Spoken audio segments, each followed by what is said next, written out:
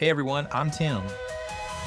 And I'm the only Luddite in the OSINT world, Chris. And welcome to the OSINT Output. It's going. Oh, this is episode 3. We're going to follow the same format. We're going to talk about some news stuff. We're going to talk about some OSINT stuff. And if you stick around to the end, we're going to talk about Tim's wonderful week traveling and one of my greatest days ever on the internet. So, man, you did a lot of research this week, and while I was gone, and just to give you a little quick input about where I've been, I was out supporting the Idaho Department of Finance cryptocurrency conference. But so I think one of the things we want to talk about, we're going to talk about the Android stuff first or the North Korean stuff first. We're going to talk about Google spying on us. Like they never do that. Yeah, it's something they're well known for. For those of you that don't know, hopefully you do, or you're learning about it, is during one of the latest updates from Google, they pushed out this software or an app called Android System Safety Core. And they snuck it. Snuck? Is that a word? They sneaked it? There's actually a clip on Conan O'Brien where Jennifer Garner tells Conan, you should know that snuck is not a word, Conan. All right. It's sneaked. And then Jennifer Garner takes out the Oxford Dictionary and looks it up.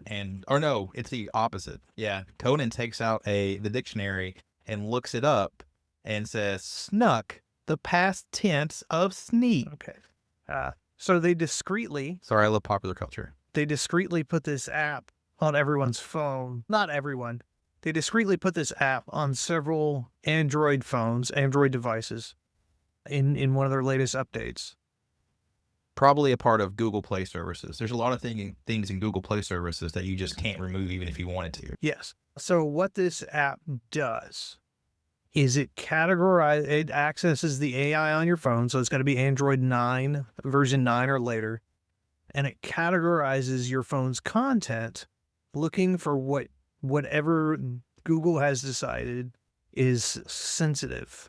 And I use that in quotation marks. Is it just looking at text or images? It's mostly looking at pictures. Okay. And it's reporting that back to Google. Didn't they say like it would be kept locally? To be fair, you're right. Google did say that there's no data that's collected. It doesn't share this data with any third party. It's supposed to stay on your device. And when they did their press release on it in October of last year, which no one read, it's part of their updated child protection guidance, guidelines, rules, software, whatever. So what it does is it goes through and it looks at all of your images and it categorizes them as sensitive, so it's looking for nudes or whatnot as well. It can automatically blur some of those images to where you as the user have to actively unblur it on your device. So that's what they did. The reason people are suspicious of it is because, one, they put it on your phone or your device without telling you that it's on your device. They made it non-searchable, so if you're just searching for an app like you typically would, it doesn't show up in those search results. The only way to identify if you have this, and the app is titled Android System Safety Core, is to go into your apps either through the settings or through system apps, your system apps directory on your phone. So you can go to settings, you can go to all apps, and if it's on your phone, it'll be in there. Or if it's not in there and you have an Android device version 9 or later, it'll be under the system apps portion of your phone. So thinking about this, there was a man, and this is back in early 2010s, I think between 2010, 2013, 14, something like that. And there was a man who was having an issue with, I believe it was his son, but it could have been his daughter.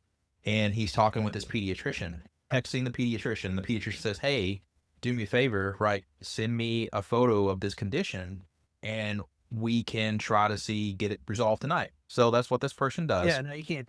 So when they did that, it wasn't the text. He automatically had it synced to his Google Cloud, to his Google Photos. Google will go through that and see what's going on. Yeah. And Google actually went through and found that photo and deleted his Google account. And also he had Google Fi. which means that he got his service removed, and this man lost his cell phone number. Literally, his entire life was Just like gone. on Google, and it was gone. Yeah. All of his emails too. So this isn't the first time Google has gone through your photos. Yeah, photos specifically, maybe not on a local device, but at least on the cloud. And just for me being a privacy advocate, there's a lot of things that you can do about that. Most of those apps get installed automatically via Google Play services. It's running in the background. You have to have it if you want to access the Play Store, no matter what. So if you really love Android and you want to keep using it, there's a couple of options that you can take if you still want to use the operating system. But one of my favorite privacy operating systems, a mobile operating system, is called Graphene OS. Graphene OS is able to be installed currently on most Pixel devices. I don't know of other models that it can be installed on, or you can look at Calyx OS, Calyx OS, if you're really concerned about the base Google Android image that gets installed on your device. And we're not even talking about other manufacturers, Samsung, what they do on your phone. Everybody has monitoring software on your device, and you have to determine as a user what your acceptable level of risk is and what data you want to share. Yeah, think about Huawei, right? They took Android, turned it into something they want, and then what's that doing? People still have those phones in the States. Yeah. Fortunately, this is one of the apps that you can delete if you choose to. I deleted it off of my phone last week. It might be on yours. Look it up.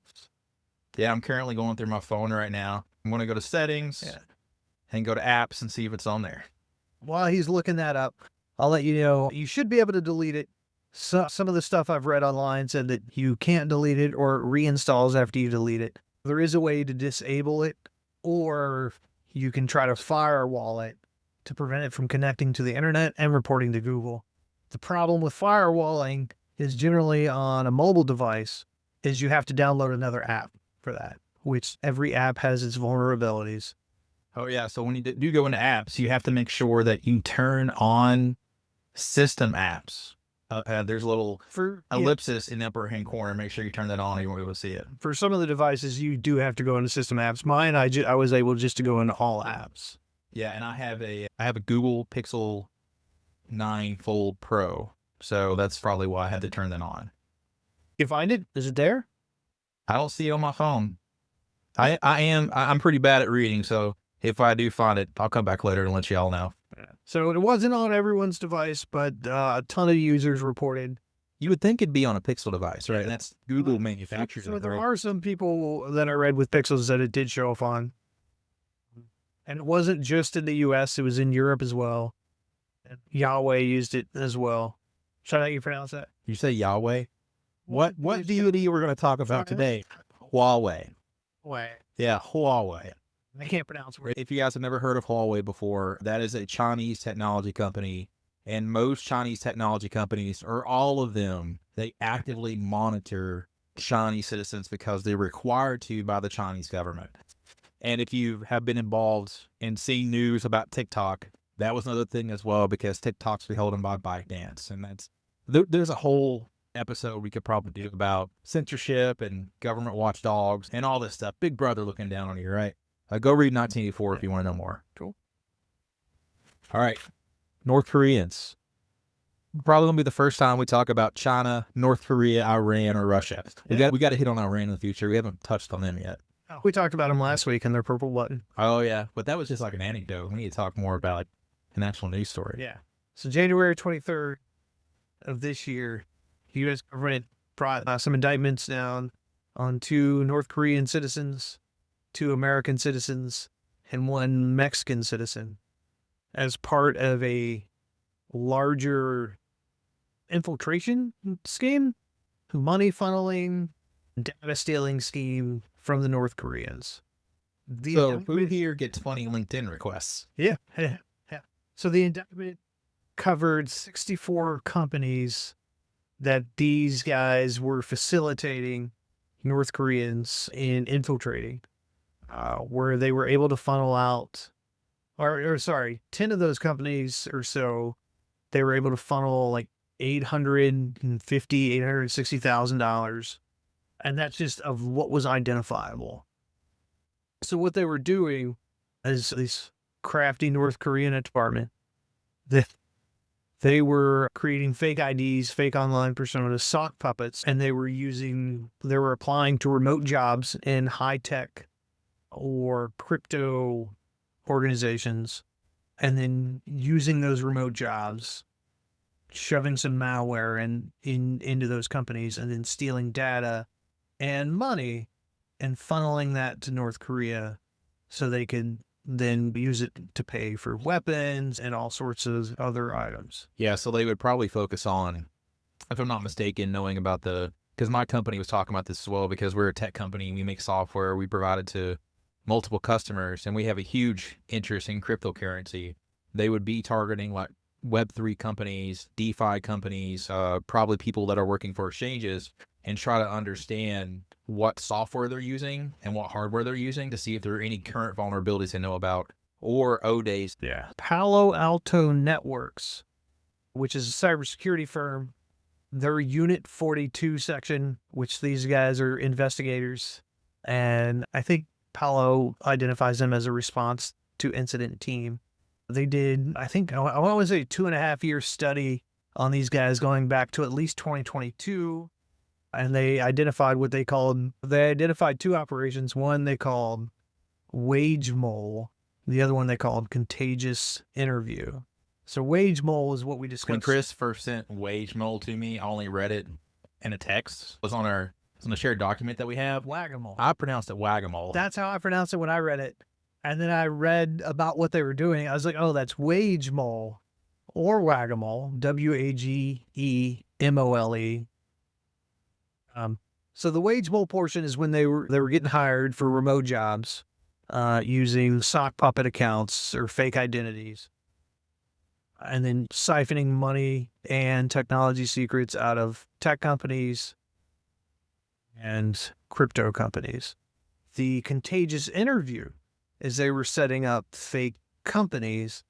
Oftentimes they were mirrored after Chinese tech companies, identifying people on the internet, on LinkedIn, identifying people on GitHub and saying, hey, we want to hire you, for just putting out job postings and waiting for people to seek them out.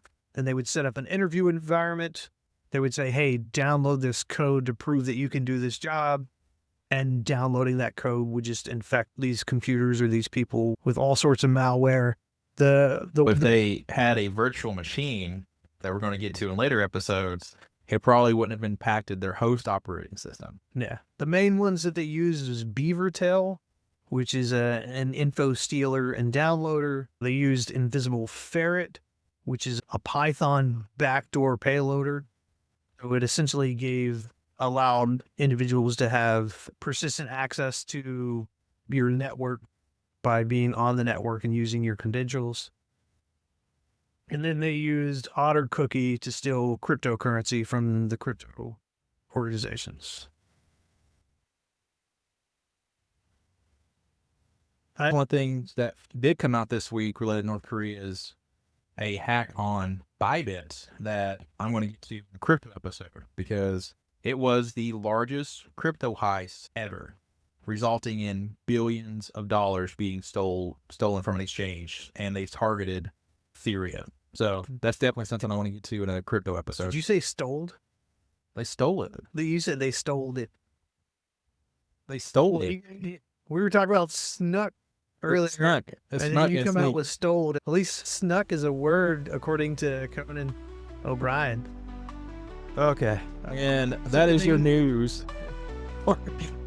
Tweets. Feb. And that is your news this week. One of the things that we've talked about so far that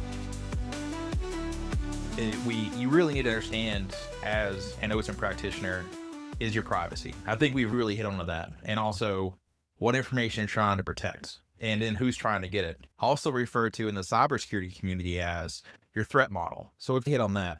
But now that we know all these things that we need to do to keep ourselves safe, let's talk a little bit about finding stuff now. So we've already implemented the tradecraft. Now what do we need to do to go out there and find stuff? So searching the internet for this week.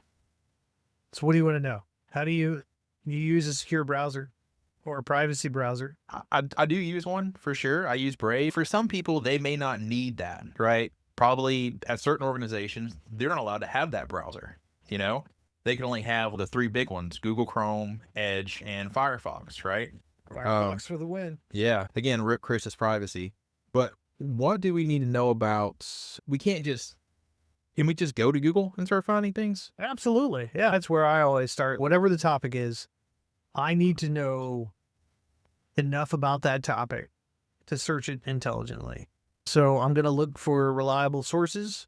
So I'm going to start on Google just to get keywords or search terms that I know I can use.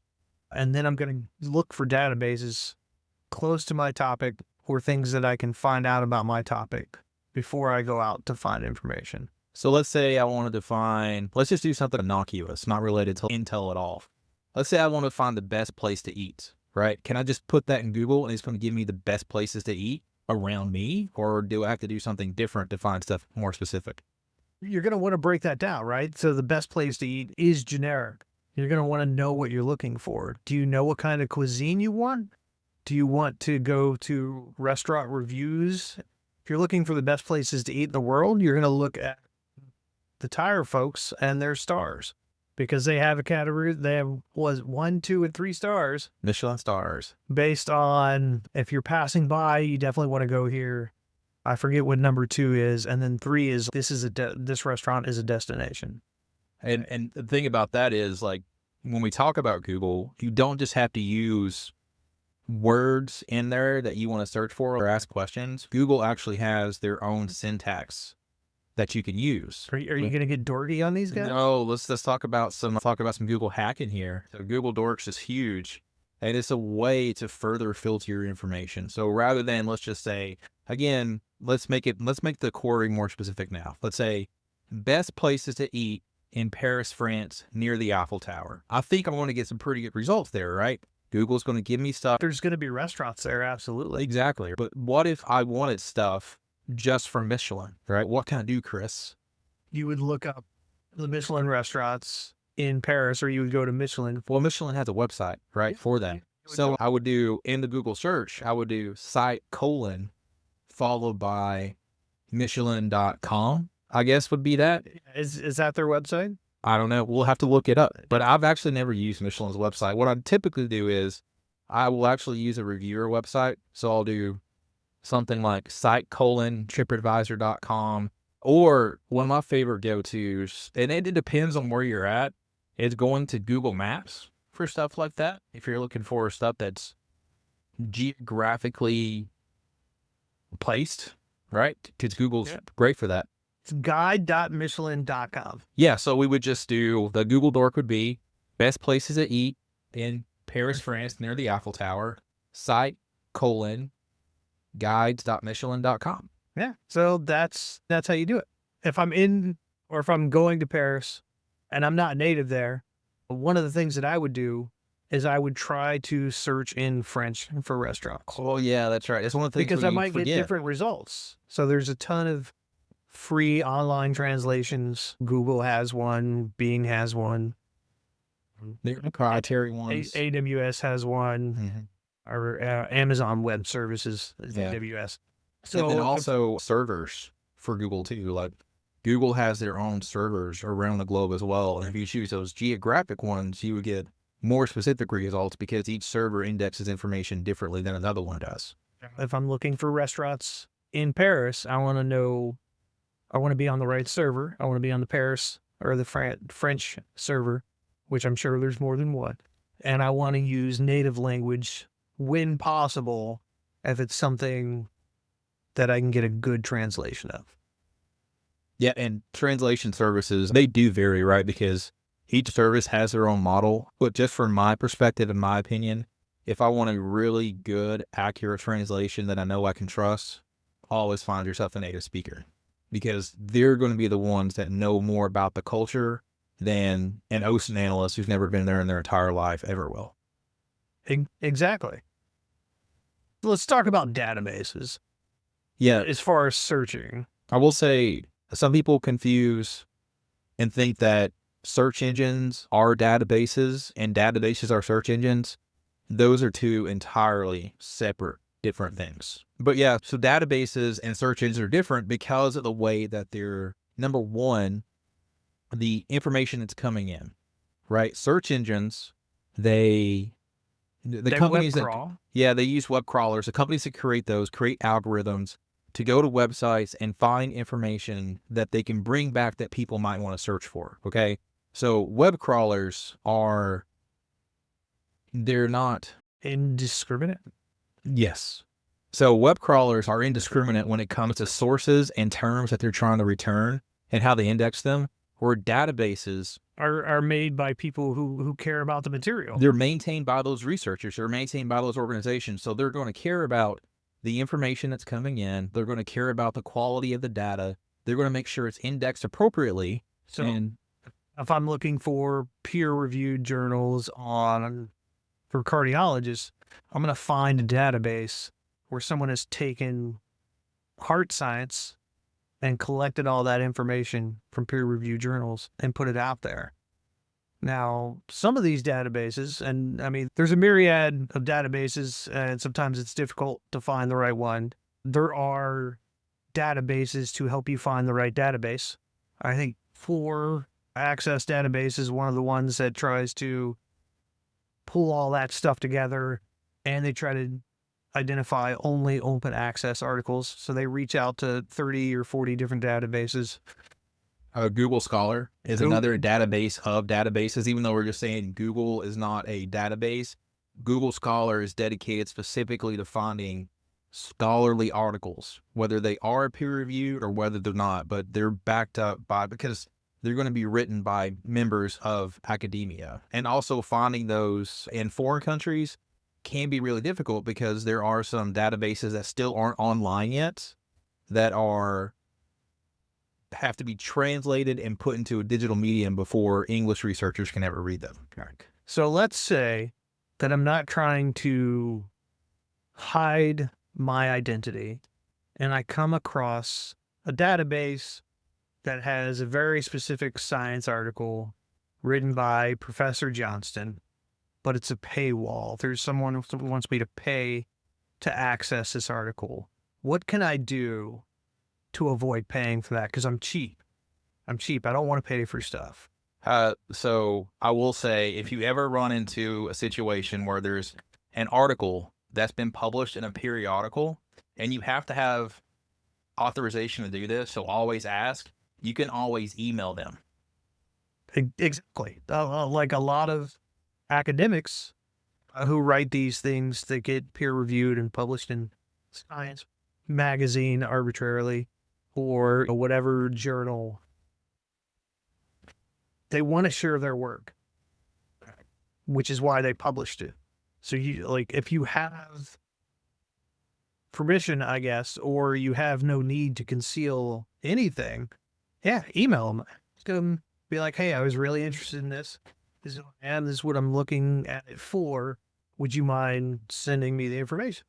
And one of the things we do talk about as well, because everybody knows we have worked for the government and provide services to the government still, is that there are policies and regulations dictating when you can and cannot divulge that you're a member of the U.S. government. So that's why we say, if you have permission, if you're allowed to, absolutely reach out and ask these people, because they will 100% say, yeah, I know that they are going to charge you $15 for that 5-page paper that I wrote. I'll give it to you for free. So definitely reach out if you want it. There are other ways. There's plenty of stuff on the internet where people have paid for subscriptions to various things and they just publish the articles to get that wider reach. There's a lot of archive.ph. It's like archive.ln, similar thing, different domains, where they archive all those articles that you would typically have to pay for, where people have access to the article. They shove it in there. So it's a static page, but it does provide you all that information. And this is true of journals, periodicals that aren't published anymore, where there is no POC to reach out to. Speaking from my gaming experience, I grew up playing Nintendo. It's my favorite system. Don't get me wrong. I had Sony, I had Microsoft. Careful, we don't want Nintendo to come after us. We're not streaming their games, so we're good. But I grew up playing Nintendo a lot. So one of my favorite magazines to read was Nintendo Power. There is no longer any place that you can go to get these magazines. They're not even published anymore. There's no POC to reach out to.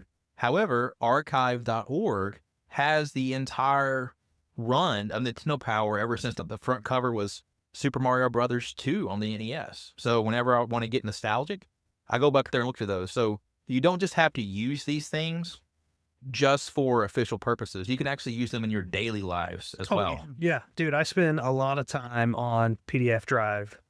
Was it .com, I think?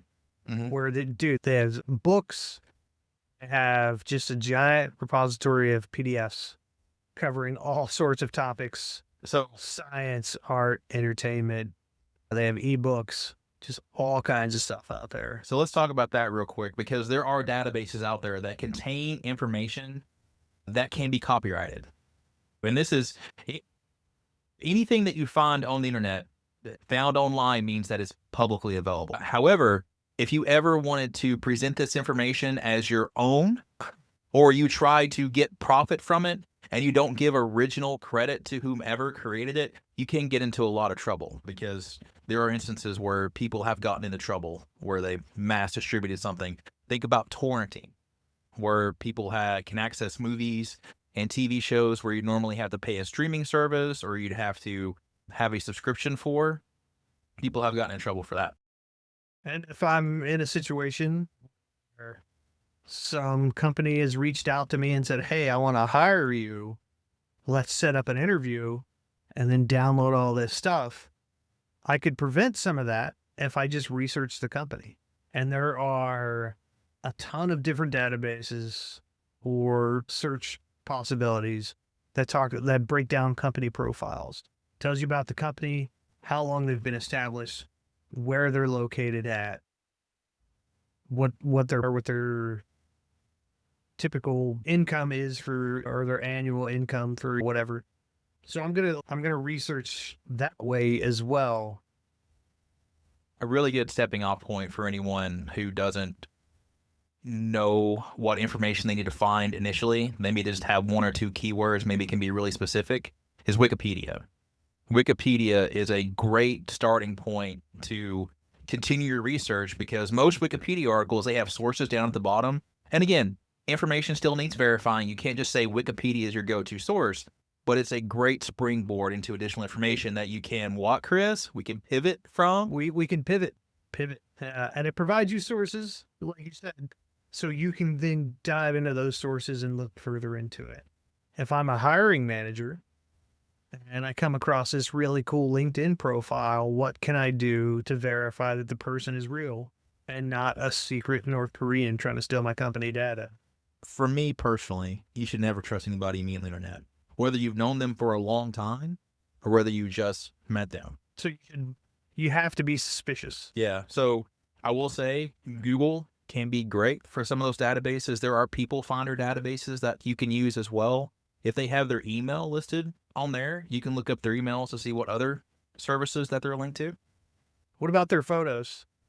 Oh, wow. We can talk about photos for an entire episode when it comes to that. There are a lot of searching tools that are available. Google Images is great. You just go to images.google.com, upload the file. A profile picture works really great, because what are they doing? They're facing the camera. You can get all these features, so Google can find that. There's TinEye as well. TinEye is a separate database that it mostly looks at that exact image has ever been placed anywhere online. Great for running it down. And then there's this new one, and I'm pretty sure it's based in the US, but I could be wrong. We'll have to look it up. It's called PimEye, P-I-M-E-Y-E. This one. Yeah, so PimEye it actually has its own indexed information, and it also uses AI to extrapolate the photo, if I'm not mistaken. And I could be way wrong on this, and I can strike it from the episode. But it uses AI to assist in the search as well, and it's one of the best search engines. Was it Geospy does the same thing, but for location? Yeah, so you can upload a photo, and it'll say, this is most likely at this area. Yeah, although Geospy got locked down because people tried to use it to stalk other people, so they shut it down. Yeah, because the internet's never used for that. And one of my favorite for reverse image searching, which is what it's called, that's the technical term in the OSINT field, reverse image searching, is Surprise, a Russian search engine. Yandex has one of the best facial search engines ever. You have to be careful about your attribution for that and where you're connecting from. Definitely don't want to be coming from a computer you want to take care of or a The Russians connection. will know. Yeah, they may not do anything nefarious to your computer because it is really difficult, y'all, just to go to a web page and then impact your system to such a degree you have to get a brand new one. But it's always, when you're conducting any type of research, to be safe rather than sorry. Yeah, which, I mean, we talked about in the previous episode where we've secure socket layer, TLS, and there was one other one. Encrypted versus unencrypted connections. Yeah, so there's also just a ton of databases just to look up humans. Some of them are scary.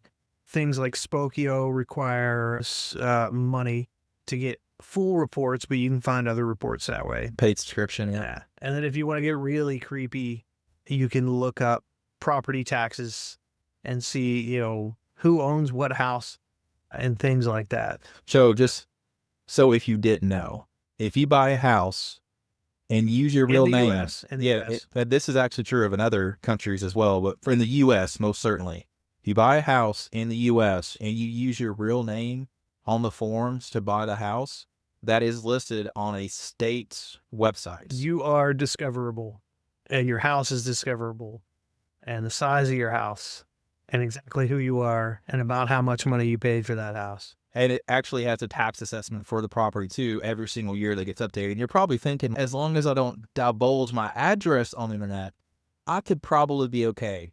These websites have a geo search they can do. So it's actually plotted on a map and they can zoom into somewhere. So let's do a hypothetical here, Chris. We talked about scary people stalking each other on the internet. Let's say that you're driving home and you're on the highway, but you cut someone off. So you see them follow you and you're like, they're not going to do anything, or it just happens if they're following me. They follow you towards your house, go past you, and then turn around and go home. What can they then do? They can go to these databases, go to where your house is located on these maps, and look exactly what your name was, and then start searching from there as well. And I don't want people doing that for me. Is there a way to conceal that information online? It's illegal. It's illegal to lie on a form about your identity, especially a government form. So definitely don't do that. What you can do is register an LLC or a company and buy it under that organization. There's also some state databases you can petition to have that information concealed. Your residence will still be there, but you can petition to get your information concealed. And that's been used by people for protection, abuse, restraining orders, they relocate, things like that. So there is a way to petition to have that information removed or concealed. We talked a little bit about email addresses. We talked about using OSINT to make sure that you're either being hired by a legit organization or you're hiring legit individuals. Let's talk about verifying a website. Right. Oh, how do you do that? Yeah. So knowing that you're going to the correct website, or if you have a suspicion on the website, what tools can you use? So the best one to use are Whois databases. That gives you who registered the website. And some of it could be hidden behind privacy walls. It could say redacted for privacy on those. Redacted. I have long E's in my speech. You know this, Chris. I think everybody at this point listening to this podcast knows I'm Southern AF. That's someone who's read that word and has never said it out loud. I get that a lot. I think I used to, growing up for sure, did a lot more reading than a lot of talking because I was a huge gamer, introvert, and I think I'm doing a podcast now, so I think I'm being a little more extrovert. Anyways, so you're on Whois or DNS lookup. What are you doing there? What are you looking for, man? There's two ways to search for a website. The first way is to have the secondary level domain and the top level domain. The secondary level domain is the name of the website, and the top level domain is .com. So you can put in google.com in these databases, and it'll tell you who registered it, what the phone number is, any email addresses that are associated with it. It'll also give you an IP range that they're associated with, and that's the second way to search on Whois databases and DNS lookups. is to put in the IP address for a website. And that's really easy to find. There's a bunch of tools that you can use on the operating system level, such as ping or traceroute, to see what you can go through on command line. And again, we can have an entire episode about using terminal in Linux and command line in Windows and talking about it. Yeah, we don't. Only episode 3. Not trying to scare y'all, but there are a lot of things that we could use, and even we're still learning about as well. Because I won't say that I'm truly early on in my cybersecurity journey, but I still have a lot to learn to fully be a social engineer, pen tester, cyber ethical hacker, white hat, which is something I want to do later on. So bringing that back, you're looking up different websites to make sure that you're going to a verifiable place. One of the things that I like to do for verification, outside of verifying the website, I like to look at libraries.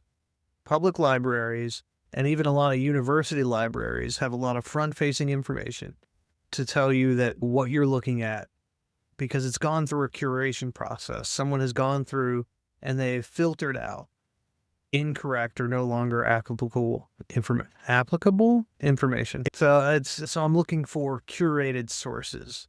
That is someone that cares about it, someone that's putting it out there in a way that's been filtered. And one of the best things about libraries are that they employ expert researchers. People who are employed there, the librarians, that's literally their degree. It's a bachelor or master's in library science, which is researching information for other people. And curating sources. Exactly. It's fantastic. I think librarians are the OG host and analysts. It started with newspapers, right? They're fantastic resources. You can go to them in person, which isn't really, it's still OSINT because it's open source access, going to a public library and going, hey, I'm looking for information on this. You can also do that same process on the internet. You can go, hey, library, I'm looking for information on this. And it'll return you not only some pre-reading material, but oftentimes it'll give you jumping off points or pivot points to other resources on the internet that talk about your topics. If y'all have not got a library card yet, go get a library card. They're free, and they also have other resources that you can use while you're there. They don't just have books. They also have DVDs. They have video games now at certain locations, and they also have up-to-date newspapers, and they have an archive of these, right? They do have to get rid of them over time because keeping every newspaper forever would be difficult to store, but they still have all these old periodicals that you can go search. And then there's also interest groups that are there as well. So you can also learn more about a topic by talking to other experts, hobbyists, and practitioners. What is the internet? How is the internet established interest groups? Where do you find interest groups on the internet? So the best way is to connect to other like-minded people. So social media is one of the best ones to use. I like going to forums, dedicated forums as well. There are some less than desirable places the internet to be at, chans, where people can talk about that stuff as well. We'll have an entire episode about dark web culture, chans, troll culture, and memes later on, but you can get some really good information by going to some of these hobbyist groups. Forums are a great resource for information, whatever it is you're looking for. If I'm looking for, let's say, Zelda. So let's say I'm looking for Zelda Easter eggs in the new, was it Tears of the Tuscan Sun? Is that what it is? I don't know why you try to trigger me like that. Because I know he's played it too. Yeah, Tears of the Kingdom. Yeah, if you want to look for... Yeah, so if I'm looking for Easter eggs, but I don't know what I'm looking for, promise you there's a forum out there talking about Zelda and Easter eggs on Tears of the Kingdom. Yeah. For those forums, I mean, like the largest one, of course, and it stylizes itself as a front page internet is Reddit. But there are a lot of other gaming websites out there. One of my ones that I do go to because they post a lot of gaming guides is called NeoSeeker. So if you guys never heard of that, N-E-O-S. So NeoSeeker, I could do Insight, neoseeker.com. If their information is indexed, that's one thing we haven't talked about yet. Zelda Easter eggs. Yeah, as long as the information's indexed. I can also do in text Zelda Easter eggs. As long as the information's indexed. Say Because, that one more time. yeah, I'm going to keep saying it. The information has to be indexed by a search engine before you can find it, whether that's, and we've primarily been talking about Google so far, but we have mentioned others in past episodes, such as Bing, foreign search engines like Baidu, Yandex, Naver.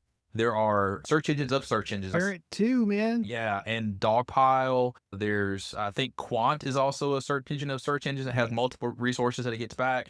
And there are They privacy just call search it meta search, no relation to Zuckerberg. meta search, yeah.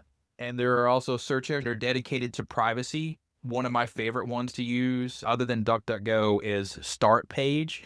So you can actually just go Google Start Page and then use that as your primary search engine. It changes your IP address from where you're coming out from and reports it differently.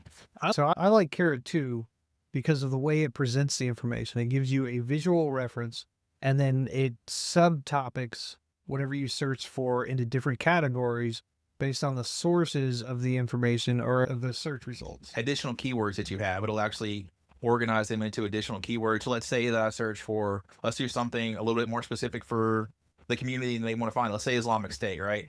If I search for Islamic State in Carrot 2, it's going to give me back all the search results for that, but it's also going to break them out into their waliats, right? There are different provinces that they have. It can break it down into... You used a fun term, but thankfully you explained it by saying province. Yep. And it can break it down into what type of events that have been associated to Islamic State, what people have, and it'll have all those different ones listed in both a visual representation and a tree map representation. If we were in Louisiana, we'd call it a parish. If we were in Japan, we'd call it a prefecture. And in the United States, counties. Louisiana's in the United States. But yeah, I mean, like Parish. different ones. Yeah, yeah. Wait, you didn't say counties, though. What does Virginia call it? Virginia's a commonwealth, and they call them counties. Ah, there we go. Yeah. All right. Oh, one of my favorite is because so Google and Bing have different web crawlers and they index information in different ways. One of my favorite things to use is bvsg.org, which is literally Bing versus Google.org. And it gives you type in your search terms, keywords, and it gives you a side-by-side view of both Google search results and Bing search results. And it is fantastic because they both index things differently. They identify information differently. So if I'm looking at Russian strategy in Ukraine, which is a very popular topic in the OSINT world these days, or just Russia and Ukraine, it returns that information and it shows you the data. You'll get different top results based on who's paying who ad money, and then different results beneath that based on how they search for information and how they categorize it and index it. That's definitely one of my favorites, and it's super fascinating. And there are also websites where you can search from Google in multiple languages in the same view. So you could say you want to search for one phrase, such as... So if I'm looking for restaurants in Paris. Yeah, I could say restaurants in Paris. I could get results back not only in the language that I use, but it would give me results back in French, give me results back in Spanish. It could give me results back in German, because not only people who speak English are going to visit France. It's part of the EU, right? They had this whole collective thing going on. Yeah. As long as you're not using the Queen's English, then you're good, right? Because they got kicked out or exited. The Brexit. All right. Tim, what does a meta search give you that's different, better, or worse than Google or Bing, a single search? So using meta search engines, you can get duplicate results back from the same service, which can happen a lot. Also, for some meta search engines, I've found that they do display ads from those services and won't tell you, which you get that a lot, which is a drawback of using search engines over and over again, is they're going to start offering you up ads in the first portions of these. But meta search engines will also give you back results that you may not see on the first page. That may not give it back to you in the same order that Google would. So you could get results from like the third or fourth page. And that's something we haven't discussed at all about using search engines, is that don't always stick to that first page, y'all. Scroll down and go next, because the result you're looking for could be on the next one, because people pay Google to boost their website in the search rankings so they come up first. And then also it's based on relevancy. Search engines are not based on exactly what's new or most specific to you. It's based on what's relevant on your past search history, and also who searched that around you. What the index says is relevant to you. And just for clarity, so Google, Bing, Yahoo, before, until they became based on Bing, when these things go out and search, they index information. These meta search engines like Dogpile, Carrot2, they go out and they index the search engines. So the search engines go out and index, and then these other things go out and index the search engine to give you that wider range of results. It's not always better, and it's not always a better way to pinpoint, but it does give you additional things that you may not necessarily see in your initial query using whatever keywords you used. Now, one of the things we talked about early on is using advanced search operators in order to filter results in Google. And there are a ton of these. And this goes for every single search engine. So one of the ones I've already brought up, where if I want to search a specific site, I put in site : followed by the site I want to search. But what if I don't know those? Google has a place you can go to called advanced search. So whenever you're on Google's homepage, you go down to the lower, go to settings and click on advanced, and it brings you up a form you can fill out that'll put those operators in for you. I'm so lazy these days that when I do my Google dorking, oftentimes I'll just go to advanced search and I'll put in innocuous terms in all the fields that I'll need for my search, and then hit search. So it'll show up in the search bar. It'll be that site : in-text : whatever it is. And then I'll go and I'll change it to my keywords to find what I'm looking for. So I don't have to remember exactly how to write something, because sometimes a space here or there can affect your results. Not so much anymore in Google. They've done a really good job at cleaning that up. But in some of the other search engines, I know Bing is a little bit more specific, but they have the same or similar operators to use to narrow down your search results, so you're not getting overwhelmed. And one quick thing about putting those keywords into a search bar, and this goes for any search engine, it's not looking for the exact phrase you're searching for. It's treating all those spaces as an AND operator, which means that it wants to find those words on a web page, but they may not be in that order or won't be in that order, and they could be interspersed throughout the content of the web page that you can see. They could be on the HTML, or they could be on metadata that's returned from the website. So if I'm looking up dog bones and I type in dog space bone, what does that do? It gives you back any results where both the word dog and bones appear, but it also gives you back websites and results that has just bone and then dogs, because it will append and prefix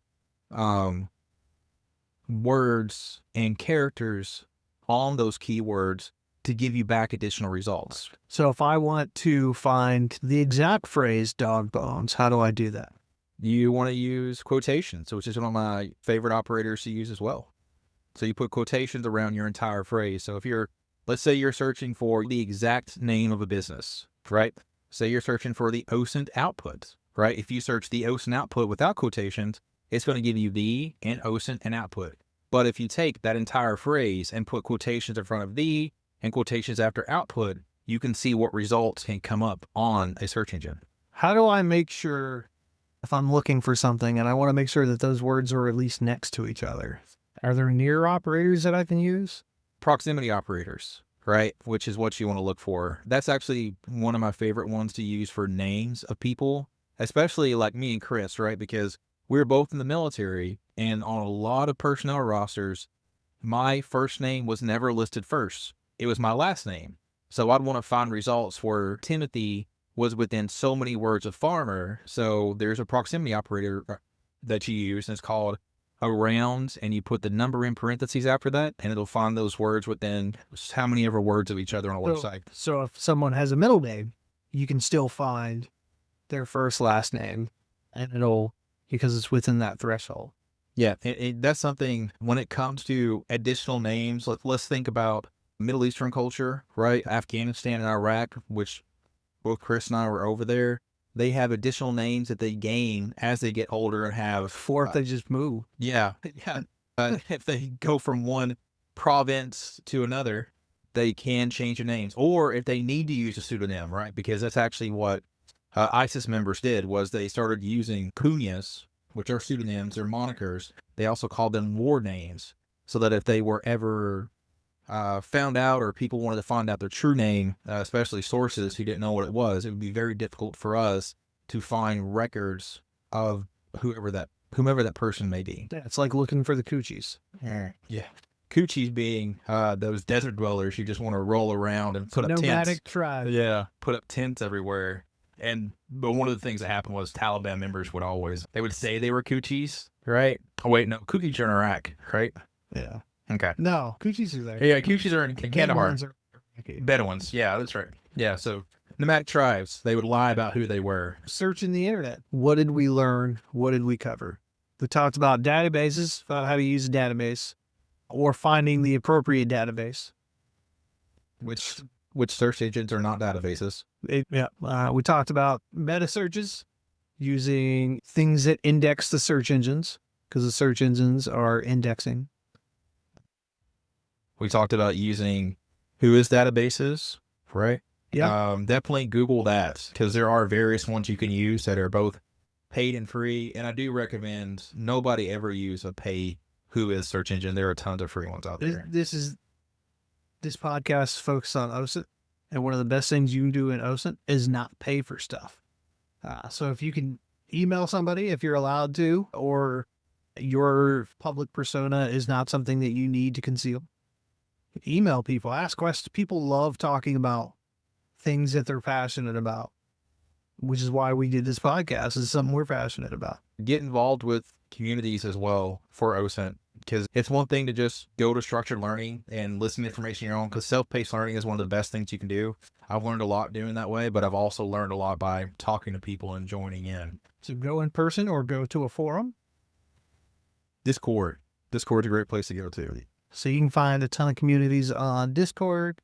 Obviously, you can find it in one of our favorite places, Reddit. There's a ton of forums on Reddit for OSINT specifically. Yeah. So searching the internet is fun. It's a wide world. This week was... Yeah. Tell me about potatoes, Tim. Didn't see any potatoes out there, but I went to Boise, Idaho. Did you at least eat French fries? Did you go see a blue football field? I did not go out that far. I did go by the stadium though, but I did not go inside. Definitely had some French fries. They had some. Boise is actually a well built up area downtown near the Capitol, which is where I was staying at. I was out there this week for the Idaho Department of Finance. I invited my company out and myself to talk about cryptocurrency this week. And one of the things that I've understood and I've learned dealing in the cryptocurrency world. I'm going to caution you is don't get too specific, because we're going to lose everybody. One of the things I've learned about the crypto world, especially at the local and state level, is that they don't have a good grasp how to effectively investigate it. And it's due to two things, in my opinion. Number one, they haven't gotten the education yet. And we definitely need to continue this podcast and talk about these things so they have free resources they can go and learn about and train us up on. And then also, they don't have the resources or the manpower. A lot of there are scams that are ongoing using cryptocurrency, sex extortion scams, resulting in deaths of teens and young people, pig butchering scams. North Koreans with an otter cookie out there trying to take your crypto. Yeah, definitely some of the more technically proficient teens. And then also having people who want to do it as well was something I found out, because some of these scams, they don't meet the certain threshold that needs to be met for either a local or federal investigation, because anything that goes over cryptocurrency, it automatically almost transits state lines. So it can be a federal investigation. So a lot of great things I learned while I was out there, and made a lot of great contacts as well. I got so in the military community, and this is the first responder community as well, we celebrate other people and their commitments and exploits with the use of challenge coins. So I got 2 challenge coins this week, which is pretty cool. So you can verify that the Idaho Finance Committee exists? I met some of them, yeah. Okay. So if they're hiring and I know that they exist now, I could apply to them without fear that it's North Koreans trying to steal me or my data. Again, make sure you're verifying the information. Don't just willy-nilly accept some random connection that you've never seen before and then start talking to them, because that can get you into trouble, even if you think you're just being fun, because a lot of people, they do want to do counter troll behavior where it's trying to Scam the scammers or at least Yes. mess with them? yeah, and that can get There's entire TED Talks on this. yeah, and there's also great YouTube videos for it. If you go on YouTube and just Google scamming, or excuse me, go on YouTube and search scamming the scammers, there are tons of videos out there about that. Nice. Chris, he mentioned something earlier about being on the internet, and it was truly great. What Oh. happened there? Yes. Young Chris at 12 years old. First time ever actually using a computer outside of AIM or AOL Instant Messenger, which was my first foray into the internet. So I'm in school, I'm in middle school, and my school, Phillips Preparatory Magnet School, had just gotten a new computer lab, or a computer lab, because these are computer labs in school were brand new at this point in time in the mid-90s.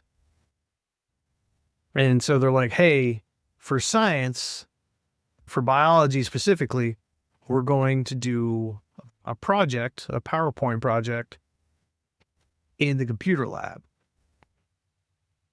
So my topic was beavers. So I'm looking up everything I can about the animals. And given this was early on, before a lot of rules were Don't get ahead of me. On Don't the get internet. ahead of me. Don't get ahead of me. So I found all this great information about what beavers eat, which it's wood. They eat wood. It's fantastic. How they build their dams, how they fluctuate water flow so they can dig their burrows underneath their dams, their homes. so I guess you learned a lot about their biology, maybe their reproductive processes. So I was like, you know what this PowerPoint really needs to set it off is a picture. I hopped on the computer and I was like, I typed in very naively, and this is before schools specifically knew how to control the content. I typed in beaver picture. Greatest day of the internet for 12-year-old Chris. Like, because it took 20 minutes for this thing to download, right? For this picture. It's just line by line. I could watch it. And I was like, it took me a little bit to figure out what was going on. I was like, that doesn't look, oh, I know what that is. And then so I immediately turned off the monitor because the teacher was walking by, and then she left the room, cranked that monitor back on, gathered everyone in the class around my computer. Look at this, everybody. One of the greatest days. It's almost not as good, but it was almost as enjoyable of when I discovered Xena Warrior Princess. Which wasn't there long after. And that's actually, when we speak about pornographic images specifically, the porn industry is almost always the earliest adopters of a lot of technology. And they're also Cutting edge. some of the best innovators as well. Yeah, man, me too. I was there. We're typing in what we think are terms that will help out a presentation. And what helps me understand that you should not be a Luddite is that you had a computer at that age when I didn't even know what the internet was at that age. Because you were like 6. I was also in an area Yeah, that you were- didn't have internet until, and this is true, until I was 12 years old. I did not have internet in my area until I was 12 years old. Same here. Yeah. You were a toddler when I was looking at that stuff. Yeah. Yeah. But anyways, thanks for listening, guys. This was great. Like, I enjoyed talking about actually applying some of this stuff. Yeah, and for searching the internet, this is probably going to be one of our longer episodes because we had a lot that we wanted to include in here, and this was more of a conversation than anything else. The other ones were structured. No notes on this one. We just ripped. Yeah, so feel free to go back, listen to this whenever, and as always, feel free to contact us. We'll have our socials in the description. This was the Ocean Output, hosted by Tim and Chris. Chris and Tim.